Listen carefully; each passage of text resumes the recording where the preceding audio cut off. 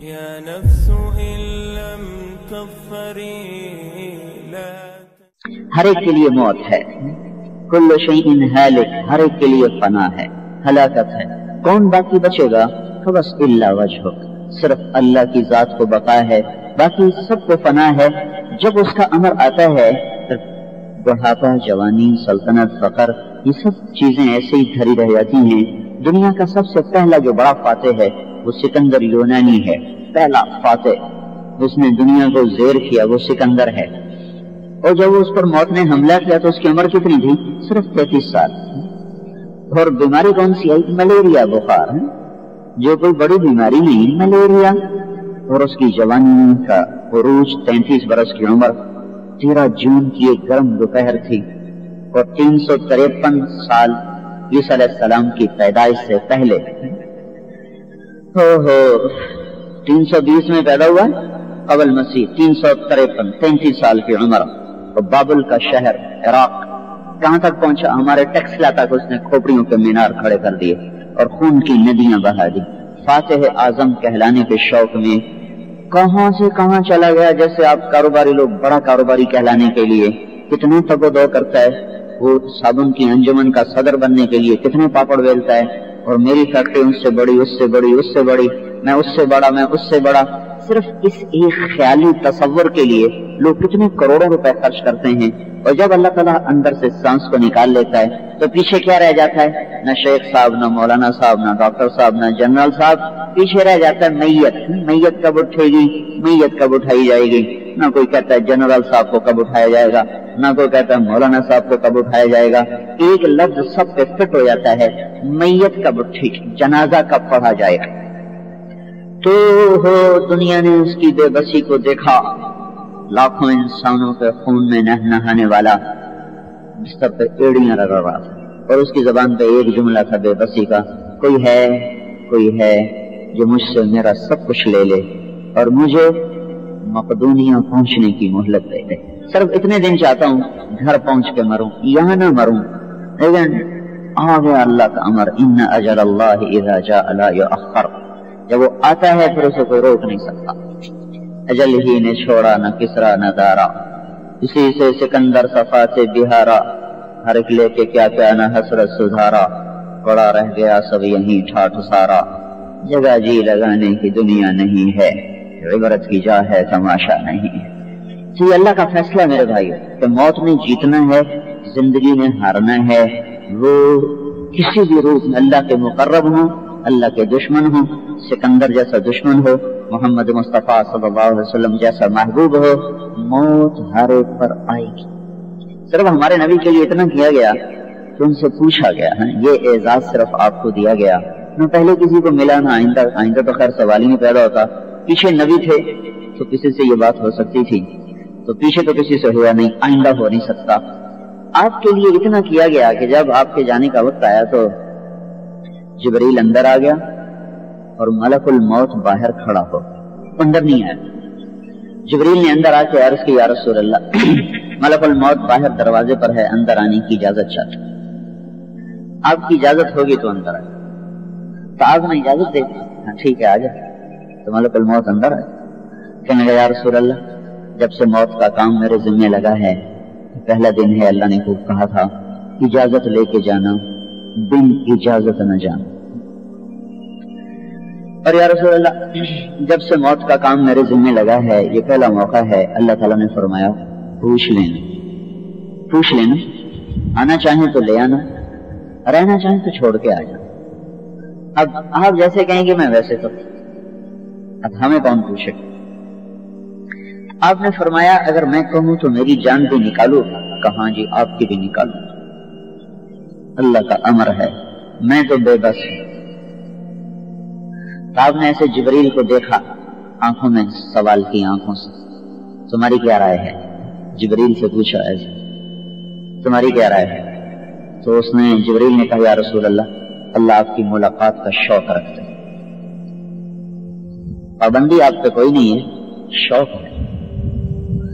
تو ہمارے نبی نے ارشاد فرمایا اچھا تو ایسا کرو، ملک الموت سے فرمایا جاؤ پہلے اللہ تعالیٰ سے پوچھ کے آؤ، میرے بعد میری امت کے ساتھ کیا کرے گا میں پھر جواب دیتا ہوں۔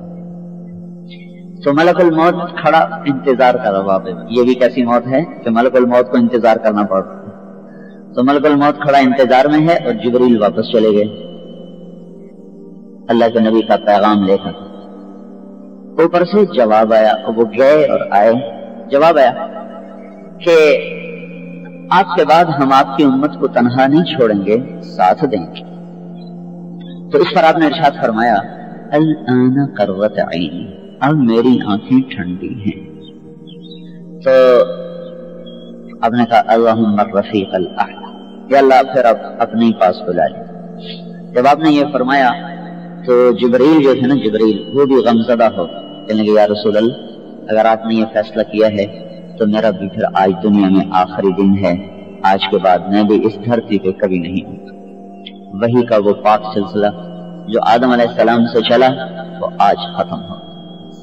آج میں آخری دفعہ دھرتی پہ چھو رہا، اس یہ ذمہ داری ختم. تو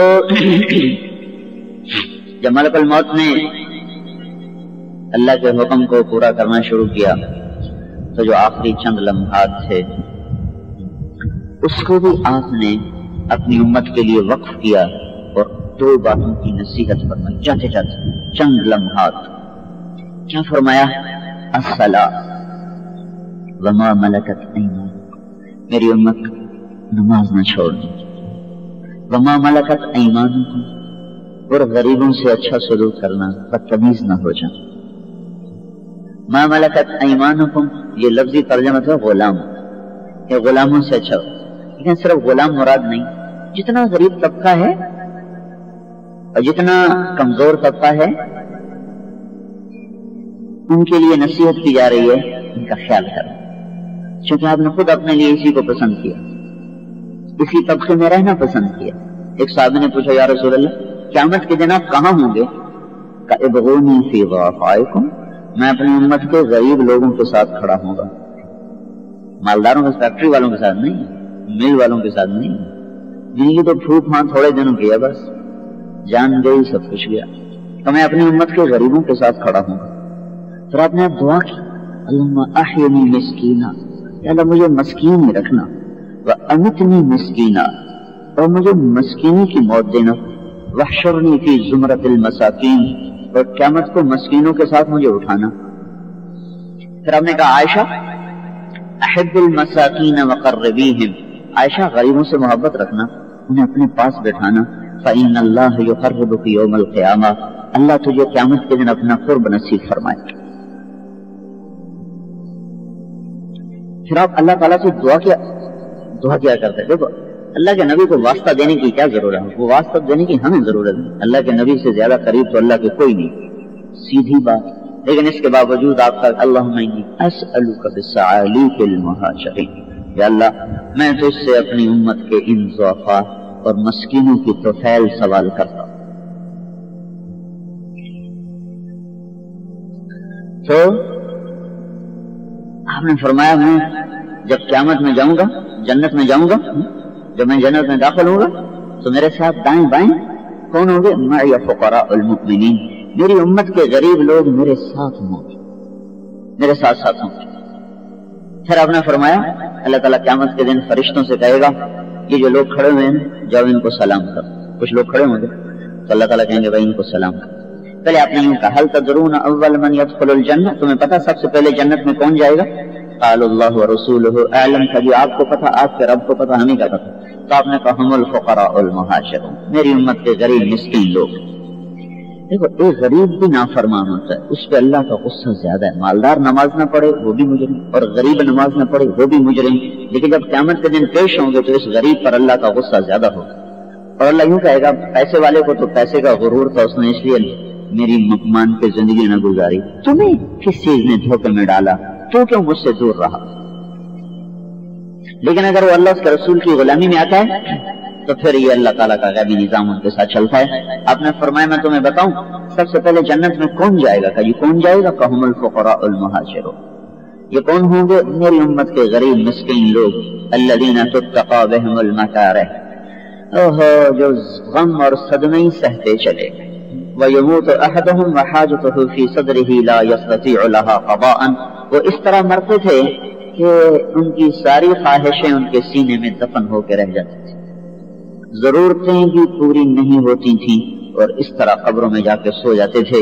تو اللہ تعالیٰ قیامت کے دن کہے گا فرشتوں سے ایتوہم فحیوہم، یہ میرے بندے کھڑے جا ان کو سلام کرو۔ تو فرشتے کہیں گے یا اللہ یہ کون لوگ ہیں جن کو سلام کرنے کا ہمیں حکم دیا جا رہا ہے؟ تو اللہ تعالیٰ فرمائے گا یہ میرے غریب بندے ہیں جو میری اطاعت میں صدمے سہتے رہے، حاجتیں ان کی سینے میں دفن ہوئی اور یہ قبروں میں دفن ہوئے، آج ان کو اعزاز یہ ملا ہے کہ جاؤ انہیں سلام کرو۔ تو سب سے پہلے اللہ کے نبی کے ساتھ یہ داخل ہوں۔ تو آپ نے فرمایا دیکھو میں دنیا سے جا رہا ہوں، ایک نماز نہ چھوڑنا، ایک غریبوں سے بدتمیز نہ ہونا۔ تھوڑا سا ڈرائیور دیر سے آیا اس کو ماں کی گال، بہن کی گال، تھوڑا سا منشی نے آگے پیچھے کر دینا، اس کی ماں چھوڑی نہ، بہن چھوڑی نہ، بیٹی چھوڑی۔ تھوڑا سا گھر کی خادمہ نے برتن توڑ دیا، کوئی شیشہ توڑ دیا، اس کو ایسا ذلیل و خوار کیا کہ اپنی ساری عاقبت برباد کر دی ایک پیالی کے پیچھے، ایک پلیٹ کے پیچھے، ایک سیٹ کے پیچھے۔ تو آپ نے کہا دیکھو دیکھو بدتمیز نہ ہو جانا غریبوں کے ساتھ اور مسکینوں کے ساتھ، متکبر نہ ہو جانا، ان کی عزت نہ تار تار کر دینا۔ آپ نے آخری خطبے میں بھی 3 دن مسلسل یہ جملہ دہرایا، ایک دوسرے کی عزت کا خیال کرنا، ایک دوسرے کے جان مال کا خیال کرنا۔ پھر جب الفاظ اور پست ہو گئے تو آپ نے الصلاۃ الصلاۃ، نماز پڑھتے رہنا، نماز پڑھتے رہنا، نماز پڑھتے رہنا۔ پھر آپ نے آخر میں کہا اللہم الرفیق الاعلیٰ، یا اللہ اپنے پاس بلا لے۔ یہ اس طرح پھر جب ملک الموت نے آپ کی روح کو قبض کیا، کبھی نہ رویا نہ آئندہ کبھی روگا، تو اس کی آنکھوں میں آنسو آ جبریل ملک الموت کے، اس نے کہا واہ محمد، ہائے محمد، آج دنیا آپ سے محروم ہو، کائنات آپ کے خیر سے محروم ہو گئی، دنیا کا سب سے بڑا سانحہ ہے حضرت محمد صلی اللہ علیہ وسلم دنیا سے اٹھ جانا۔ تو یہ ایک ایسی منفرد کہانی ہے جو صرف آپ کی ذات کے ساتھ مخصوص ہے، باقی تو بھائی دیکھو پتہ نہیں کون کب اٹھا دیا جائے، کوئی بیمار ہو کے چلا جاتا ہے، کوئی ٹھیک ٹھاک چلا جاتا ہے، کوئی حادثے میں مر جاتا ہے، کوئی کیسے مر جاتا ہے، اوپر فیصلہ اوپر سے، بے وقت کوئی نہیں مرتا ہے کیسی بے وقت موت ہے، یہ زبانوں پہ آ جاتا ہے، کیسی بے وقت موت ہے، یہ اللہ پہ اعتراض بنتا ہے۔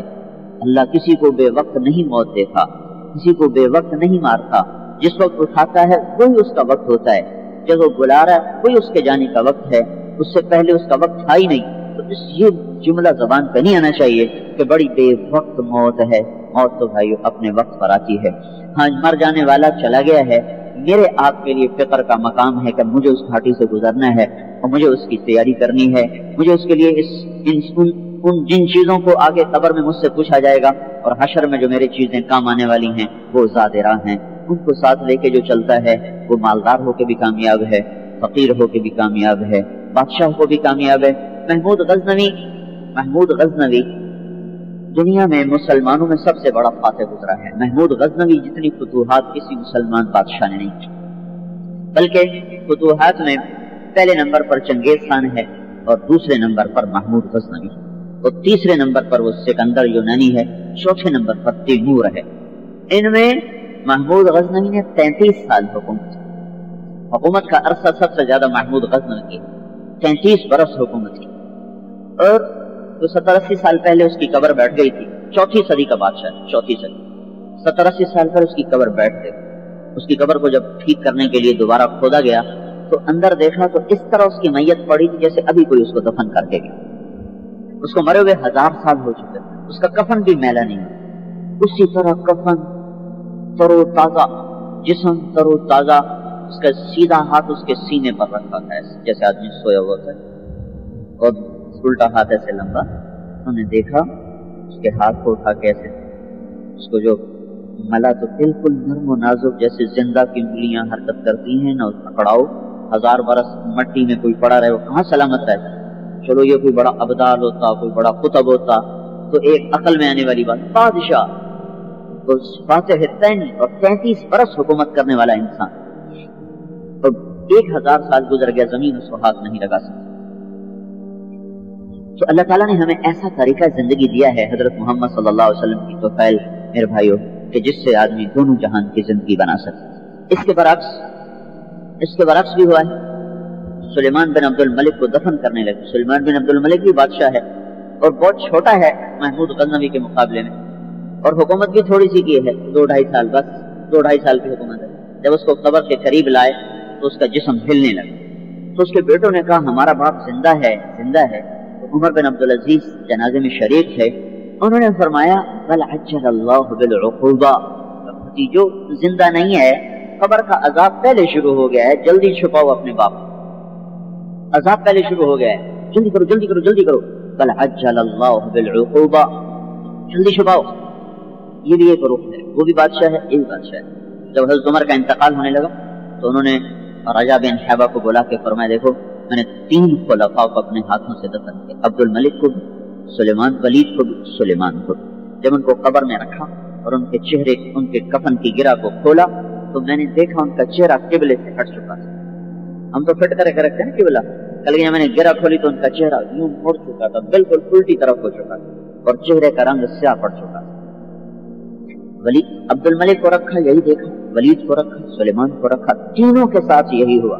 چند سیکنڈ میں قبر میں جب رکھا جاتا تو گرہ کھولنے میں کیا دیر لگتی، چند سیکنڈ میں یہ ہو چکا تھا، رنگ سیاہ پڑ چکا تھا اور قبلے سے چہرہ ہٹ چکا تھا. تو کہا میں جا رہا ہوں، وہی حکومت، وہی سلطنت، وہی انداز بدلا. انہوں نے اپنے طریقے پر کی، انہوں نے اللہ کے رسول کے طریقے پر کی. تو کیا فرق دیا اللہ تعالیٰ نے؟ کوئی صابن کی فیکٹری چلا کے نہیں مر رہے، 3 بر اعظم کی حکومت چلا کے موت آ رہی. تو جب ان کو قبر کے قریب کیا گیا سلیمان کا جسم تو ہلنے لگا تھا. ان کے ساتھ کیا ہوا؟ ایسے ہوا چلی اور ایک پرچہ لہراتا ہوا، سب نے دیکھا، یوں بل کھاتا ہوا آیا اور عمر کے سینے پر آ کے گر گیا. جب اس کو اٹھا کے دیکھے گا تو اس پہ لکھا ہوا تھا بسم اللہ الرحمن الرحیم، پہلی سطر. دوسری سطر لکھا ہوا تھا براءۃ من اللہ لعمر بن عبد العزیز من النار، اللہ تعالیٰ نے عمر بن عبد العزیز کو آگ سے نجات دے دی ہے. یہ اس کی سند ہے، اس کا پروانہ ہے. وہ کاغذ ان کے کفن کے اندر رکھ کر ان کو قبر میں اتارا گیا اور رجا بن حیوہ جن کو وصیت فرمائی تھی کہ مجھے دیکھنا، مجھے قبر میں رکھنے کے بعد دیکھنا کہ میرے ساتھ کیا ہوتا ہے، وہ ان کی قبر میں اترے اور ان کی گرہ کو کھولا تو دیکھا تو کیا فرماتے ہیں کہ میں نے یوں دیکھا کأنہ فلقۃ قمر، مجھے یوں لگا جیسے کسی نے 14ویں رات کا چاند اتار کے قبر میں ڈالا، ایسے چمک رہا تھا چہرہ. اور کہاں تک حکومت تھی؟ دمشق سے لے کر کشمیر تک اور استنبول تک اور کاشغر تک، چین، اور ادھر سینیگال چاڈ تک، ادھر جنوبی فرانس تک. اتنی لمبی سلطنت پر جس شخص نے 2.25 سال حکومت کی ہو، کتنی زیادتیاں اس سے ہو سکتی تھیں. کتنی اونچی شان کے ساتھ اپنی قبر میں جا رہا ہے کہ قبر کے اندر جیسے چاند اتر آیا. تو ابن کثیر رحمت اللہ علیہ نے ایک واقعہ لکھا ہے اپنی کتاب میں کہ ایک شخص تھا، اس کا بیٹا شہید ہو گیا، تو وہ ہر جمعے اپنے باپ کو خواب میں ملتا، ہر جمعے. ایک جمعے نہیں میں آیا خواب میں، اگلے جمعے پھر خواب میں ملا. ان کا بیٹا پچھلے جمعے ملاقات کیوں نہیں ہوئی؟ اس نے کہا پچھلے جمعے عمر بن عبدالعزیز کا انتقال ہو گیا تھا، اللہ نے تمام شہداء سے کہا اس کے جنازے میں شرکت، ہم سب اس کے جنازے میں شرکت. پھر ایک اور واقعہ لکھا ہے ابن کثیر رحمۃ اللہ علیہ کہ حبیب بن عمیر ایک بڑے لوگوں میں تھے، عرب سرداروں، یہ روم کی لڑائیوں میں قید ہو گئے، ان کے ساتھ 10 آدمی اور قید ہوئے. تو انہوں نے باقیوں کو قتل کر دیا، وہ شہید ہو گئے، ان کو چھوڑ دیا، ان کو غلام بنا دیا.